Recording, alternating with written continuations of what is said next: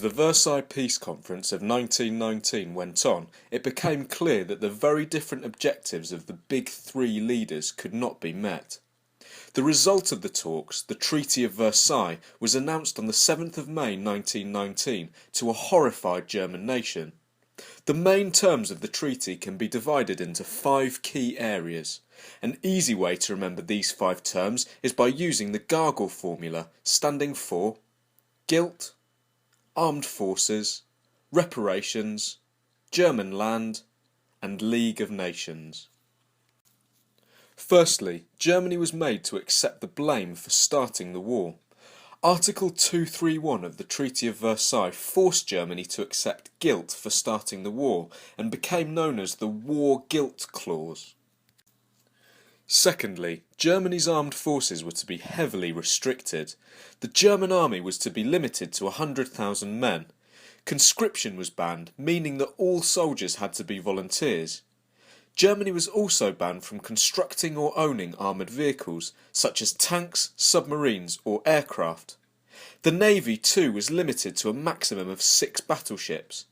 Furthermore, the Rhineland, the large area of Germany bordering France, was to become a demilitarised zone. No German troops were to be allowed into this area. Thirdly, Germany was ordered to pay reparations to the Allied powers for the damage caused by the war. The amount, £6,600 million, was an enormous figure, especially as Germany needed to rebuild its own infrastructure and economy following the war. The 4th term of the treaty meant that Germany was to lose a total of 10% of its land. The provinces of Alsace and Lorraine were awarded to France. The Saarland, a heavily industrialised area, was to be run by the newly established League of Nations for 15 years. North Schleswig was awarded to Denmark. West Prussia and Posen were awarded to Poland, creating a corridor of land between Poland and the sea, and isolating East Prussia from the rest of Germany. The nearby city of Danzig, too, was to be run by the League of Nations. Estonia, Latvia and Lithuania were to become independent states. Finally, union or Anschluss between Germany and its traditional wartime ally Austria was forbidden. In addition to this loss of territory, Germany overseas colonies were to be run by the League of Nations, which effectively meant that they were controlled by Britain and France.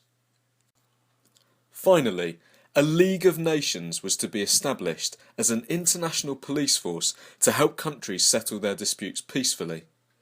This organisation had formed a key part of Wilson's 14 points so that future wars could be avoided.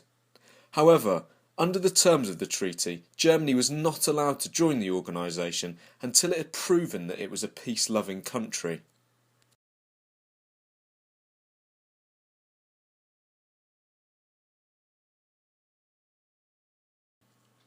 The completed terms of the treaty did not entirely please either Britain, France or the USA.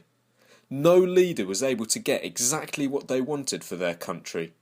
The result was an unhappy compromise between the 3 victorious powers. The treaty itself proved especially difficult for ordinary Germans to come to terms with. Many historians argued that the harsh terms of the treaty itself are partly to blame for the outbreak of the Second World War 20 years later.